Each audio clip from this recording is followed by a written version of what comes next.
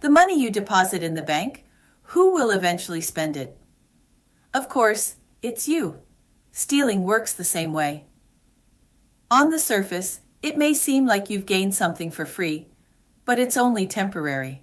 In the end, you will have to repay it, and even pay interest. This isn't punishment from anyone. It's simply the natural law of cause and effect at work in the universe. The root of stealing is greed. When greed arises, the mind has already strayed from peace and contentment.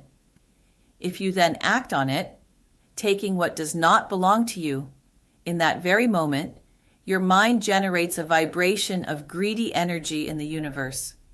This energy doesn't disappear.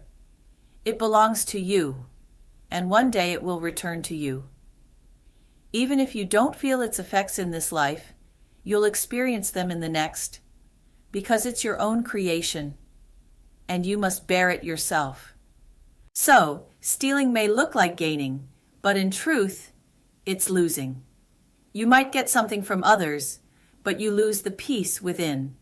The moment you steal, the mind becomes restless, afraid of being caught, of retribution, of losing what you've taken. Such a disturbed heart is like living in debt, and every debt must eventually be repaid.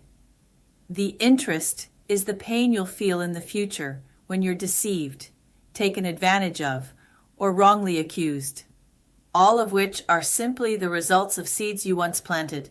When you think about it, this is truly a losing deal. In Buddhism, the precept of not stealing isn't meant to restrict you. It's meant to protect you. It protects the mind from being pulled by greed and frees you from a life of fear and anxiety. A person without greed may not own much, yet sleeps peacefully. A person driven by greed may have great wealth, yet remains uneasy. True non-stealing means having no greed in the heart.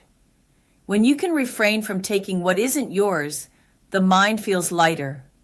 When you stop trying to gain at others' expense, the heart feels freer.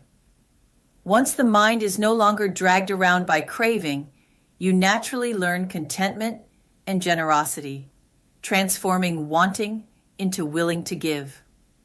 In that moment, the mind becomes free and draws nearer to the Buddha's compassion and inner light.